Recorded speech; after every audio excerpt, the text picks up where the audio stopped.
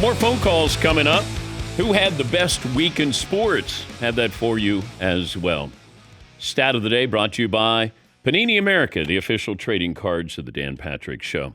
Blue Wire Podcast Network announced the addition of five-time Pro Bowler, NFL legend Steve Smith Sr., his podcast, The 89 Show, co-hosted by Bleacher Report and The Athletic reporter James Palmer. Unfiltered football insight, great stories, and a veteran's perspective. You can continue to catch Steve on NFL Network. Good to talk to you again. Now, we booked you before the incident last night with Jalen Carter and Dak Prescott. So it's just a coincidence that I'm having you on. I know that's a coincidence. We already had this plan. This is not super random. Can I tell you something, Dan? Though? Yeah. When he did that, I said, "Damn, I got to talk to Dan Patrick tomorrow." So let's go back to the Super Bowl. What was that? 21 years ago. Hey, yeah. Go ahead. And you're playing the Patriots. You're with Carolina, and Tyrone Poole spits on you. Yeah. What brought about that? I'm not sure. I'll be honest. I'm not sure what brings about any man to feel that it's okay to spit on another individual. But I've been thinking long and hard about which angle you would come at this with. I've been knowing you for years, and you don't beat around the bush. You go straight there, right? Point A to point B. And man, when I saw that, first, if you break it down, he's a damn good football player and is about to get paid, right? He is the difference maker, and we saw it immediately in his absence. But he got kicked out of the game before the game technically even got started, right? So I wasn't there. So I don't really know what I would do. And I'm glad, because I think it's pretty gross to spit on someone. And I'm not really sure what the context is. And let's say hypothetically, Dak said something super duper inappropriate. Man, in my list of reactions, which could be a short list or a long list, let's say 1,000 things I can respond to. One of them may be thumping someone in an Adam's apple, but spitting is not on my list of 1,000 of my natural reaction when someone says something to me that I dislike. I thought Dak baited him. I keep using the word baiting because I don't see. Here's the problem. Football games are a bait game from the jump. But I don't think Dak baited him into spitting on him. Yeah, I think he did, because Dak spits in the direction of Jalen Carter. Now, that doesn't mean Jalen Carter should have done it right in front of the official. But I think Jalen Carter, you know how you get prior to a game, you're amped up. No. I don't know how I get to spit in someone's direction. No, you're just amped up. You're amped up, and then he thinks Dak is spitting in his direction. Now, this is a guy who's been triggered, when it comes to personal foul penalties. He leads the league in that. I mean, he can be baited. And that's all. Yeah, that's all. That's great. But you also got to understand, too, he was in their huddle. I know. Right? So that's not baiting. That's actually, I'm the leader of this huddle. You don't need to be in here. Where are his teammates, Steve? They're exactly where you saw they were. His teammates. They know that they should have grabbed. They know that he can be baited. Okay. Well, I mean, that's what I wasn't there. Yeah. I think it's a disgusting act. But the unfortunate part is he's a heck of a football player, and everyone is going to start now writing articles of when he was late to Boy Scout camp, right? when he, They're going to find all these stories now, and unfortunately, he is going to be trolled, and people are going to be saying things. That's the one thing, right? Just the empathy level of just being a human being of how our social media is today. That's all we're gonna hear. Some idiot's gonna walk up to him one day and go, "Oh, don't spit on me." Like they're gonna be saying things, and I feel bad for him because he's a young player who's in a very who's on a very successful team. They're gonna be well covered, and he now is gonna be the butt end of people's jokes for maybe 6 months. But for that individual that it's about, it's gonna feel like eternity. Does the NFL discipline him further? Would you? Again, Dan, I'm gonna be honest. Man, it's so nasty. I don't want to touch it, bro.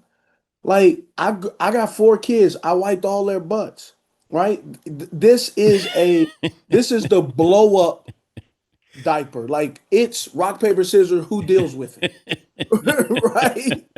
And the blow up is like when they have pants on Yeah. and it goes Oh, I up, know. Oh, yeah. down the legs. I got 4 kids too. Look, rock, rock so paper, I scissors. don't I don't want to. I'm just saying I don't want to deal with it. It's disgusting. Okay. So I feel bad for the kid. He's Steve Smith Sr., NFL Network analyst, played 16 years in the NFL. Did you ever run into Tyrone Poole? No, I haven't run into him yet. Even if I did, I wouldn't say anything now. It's done and over with, and Now, you know move what on. you told me after the Super Bowl? Absolutely, I know exactly what I told you, and that's also a place of maturity, if people want to believe it. Where man, I don't have time at 46 years old to be sitting here tallying up all the people who have pissed me off, bro. That's a long day. Come on, let's run through all the guys you're mad at. Sometimes you've pissed me off, Dan, if we're gonna start, right? So, Good. but I mean, it is what it is, bro. But at the end of the day, I'm a lot of things, but spitting on people, no, sir. You don't have to worry about that. You told me you were going to set aside $50,000 Yeah, yeah. for the fine if you hit Tyrone Poole. I mean, I would sit aside every year. I would sit aside a certain amount of money for my fines because I knew I was going to get them. It's called financial literacy. You gotta it's 3 things how you divide your money up. You got to treat yourself. You got to save, and then you have to invest in yourself. So you know, Uh, the CD Lamb first half, CD Lamb second half. yeah, man, that was tough for CD. I've been one of those receivers, or I've been one of those football players in the game, and you feel like nothing you can't get out of your own way. Nothing you can do can make it better. It's only worse. But I give him credit. He didn't quit on his routes. His routes weren't sloppy. He was running some of these outstanding routes that he does. He just didn't finish. I would expect that we will see an improved CD Lamb moving forward, but I mean he's still a heck of a football player, and it just sucks because if he makes those catches, Yeah. I think we're talking about this game and the Cowboys possibly winning. But how does that happen when does a drop lead to another drop? Does it like, It's so it does, but it also goes to what's your reset? How do you reset your mind? What is your routine to get out of that? We all are going to experience those moments in the game where it's like, man, I can't get out of my own way. I just I can't get right. And that happens. And I mean, I remember, playing in Carolina, and we had a game one time. I'm sitting on the sideline, Marcus Colston. He dropped a few passes, and I was like, man, he's done. He's done. Because when you drop some key passes and they're still going to you and you're dropping them, that's worse. Because usually when you drop a few and they stop going to you, then now psychologically you can be pissed off that the coaching staff shut me down or they didn't give me my opportunities. But in this one, nah, they kept feeding him. They kept giving him opportunities. Unfortunately, he couldn't make the catch. So I personally think, my humble opinion, that it was worse for him psychologically, and I think he's gonna work on his craft so that that doesn't happen again this year. Who's your Super Bowl pick? I actually don't do Super Bowl picks. I don't. Who will be I the best team in the AFC? I'm excited to see how this Baltimore and Bills game goes because it goes down to the wire. And these two teams, and we could throw a third and fourth in there, but Lamar Jackson and Josh Allen, um, man, they're neck and neck as the guys who can really, and Joe Burrow, who can challenge Patrick Mahomes with whomever Patrick Mahomes has at receiver and tight end. He's going to make them better. Who's the best team in the NFC? I would say until they're dethroned, I believe the Philadelphia Eagles. Okay. Even though they stumbled into the game, some people saying offensively they struggled. Yeah, they did. And they're no different than all these other teams that are going to struggle because this is sloppy September. They haven't done anything in August. All they've done is run around in underwear and jocks, and training camps aren't what they used to be. That's why you're having a lot of soft tissue injuries. You're seeing guys blow hamstrings because now you're running full speed versus tempo speed in practice. You're now running against an opponent who's running full speed as well, and the competition, the adrenaline, and so you're gonna have a sloppy September. It's gonna be an awkward October, and then all of a sudden they'll get it right in November, and then you'll start to see teams start to cruise and establish themselves. The Philadelphia Eagles last year started off rocky, right? There was they need this, but the difference I think this year that really is a good thing. AJ Brown didn't get going. Slim Reaper, Devontae Smith, he didn't get going. Right? They had some guys that were backups who are not the starters got going. Goddard, Dallas Goddard, he hasn't got going. Saquon Barkley, even Shipley coming in as sparing him, he got going. They got the running game going. So they haven't gotten the pass game tightened up completely. It's not firing on all cylinders. And look, I think that's great. If you're not firing on all cylinders week one, that's not a problem when you have the type of players that the Philadelphia Eagles have. But when you're firing on all cylinders and you have these type of players and they're not producing, that's when it's problematic. I think we are sometimes complaining about how a team wins because we're expecting a blowout Mm-hmm. instead of appreciating the dub. Yeah, they started out 2-2 last season. Is there a hit that you took that still hurts?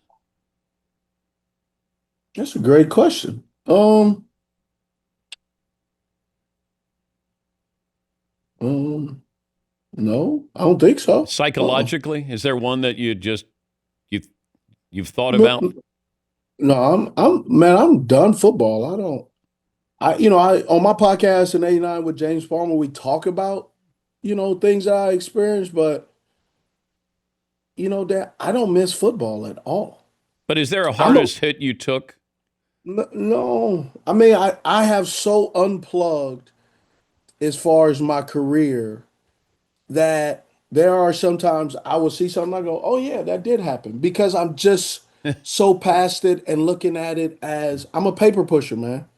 I'm a stat junkie. That I'm a film watcher. I'm trying not to put myself in their shoes because I'm not there anymore. The time has passed, and frankly, I don't want that time anymore. Good to talk to you again. You still mad at me? No, no, we were just going down a list of people. I'm not still mad at you. If I was still mad at you, I wouldn't have come on your show. I don't have a problem with you. You do a great job. It was more or less me being in my feelings and being sensitive and not necessarily wanting to deal with criticism. But hey, we all grow. Good to see you again. Good to see you. Look good, man. Thank you. Thank you. I'm ready to go. Go for where? Wherever you want me to go. Oh, okay. Special teams, you want to go route, kind of a comeback route. Yeah, I'm kind of like Ricky Prohl. no, you're not. Yeah, I am. Yeah, No, I know Ricky. Ricky was yeah. what we would say about Ricky though, unlike you, Ricky he was raised by some black guys.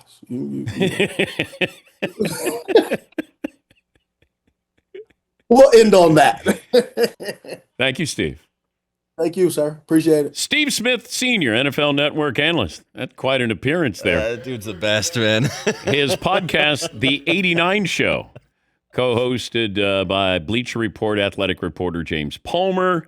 And as they say, you're getting unfiltered football insights, storytelling, veterans perspective, and he's also on NFL Network.